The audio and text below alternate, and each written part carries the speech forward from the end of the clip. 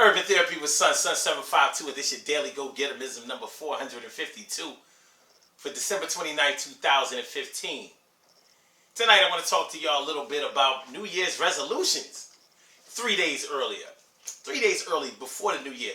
And the reason I want to do that is because number one, I don't like to make up resolutions. I know a lot of people do like to do them. A lot of people don't like to do them. I don't like New Year's resolutions. I do like New Year changes, but I don't like to wait until the new year in order to make those changes. My personal belief is that when you see holes in your game, when you see problems with anything that you're doing, whenever you see that you need to improve in a certain area, I don't believe in putting that off to the next day, the next week, the next month, or the next year. I don't see any benefit in letting things collect and build up just so you can knock it all out at once. You can make improvement and strides along the way wherever you are. You can always get a little bit better at something the same ways you can always get a little bit worse. But if you let it build up, then the likelihood that you'll be able to fix it easier becomes harder and harder. It's just like when you wait for a long time to pay a bill instead of paying a little bit along the way.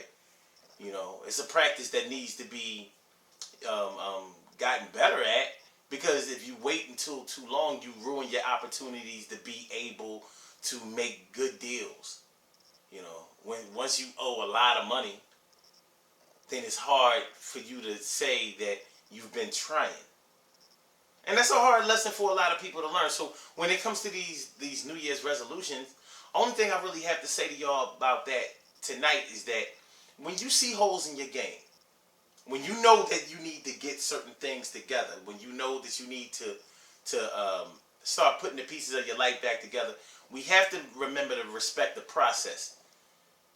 And if we put the process of fixing things off until a better time, until another time, until later and later and later, that's like, and I hate to use this example, that's like letting a terminal illness fester. Let's take unfortunately, let's take cancer. You don't want to wait until it gets into stage 3 and 4 before you start fixing it, because you're running out of time. You want to catch it in stage 1, because right then it's manageable. You know, it's not as big of a threat, and you can go about either curing it or sending it into remission so you can increase your quality of life. So it's important to jump on things early. Don't put them off until it gets really, really tedious and difficult for you. And there's really no reason that it has to be that way. We can always do better. You know? So if you've been letting bills pile up, don't let them pile up. Or, you know, if they've already piled up, make that call. Call your bill collectors or whatever. Don't let them call you. You call them. Be like, listen, I know I haven't been paying or whatever. You know, time's been hard. Things got out of hand for me, but I want to show some good faith. Let me send y'all a little something. Sure, they're going to try to nail you down to a certain price, but believe me, they're going to take whatever you give them, because it's still going to count against the principal. And you start chipping away at it. And if you practice those things, you're going to get better at them. So, just like I was talking about the other night, let's say in the upcoming year you want to lose weight. Change your mindset a little bit about losing the weight. Don't lose the weight just because you've been paying on this trip to the Dominican Republic or Puerto Rico or Mexico or the Caribbean somewhere. You know what I mean? Don't lose weight just for that. I mean, of course you want to look good on the beach, but don't you want to feel good in your life? Don't you want to look good every day? You know, not just this one big. Yeah, that's just the way we are nowadays. We want to lose all of this weight at one time and come out like, blah, look at me now. But nobody wants to pay the dividends along the way. Like, look what I'm doing. Because when people see what you're doing, when they see you working on yourself, it inspires them. A lot of people won't tell you that. A lot of people will not tell you that they're inspired by seeing you work. by seeing you try. Even if you fail, they respect the fact that, hey, we get knocked down, he came up with something else and he kept going. He or she. It's important. It's not always the person whose eyes are directly on you that's getting all the information, or that's not always the one that's looking the hardest. Sometimes it's the one in the cut. That one dipping back like, yo. Uh-oh, he saw me looking. You turn away, they look. A lot of times it's that person. It's that person that you are giving the inspiration to start something new, do something better, improve their lives in some kind of way. So as you are improving yourself, you are indirectly, but directly improving somebody else. And that's a beautiful thing. So in this upcoming year, in this 2016, get on your grind.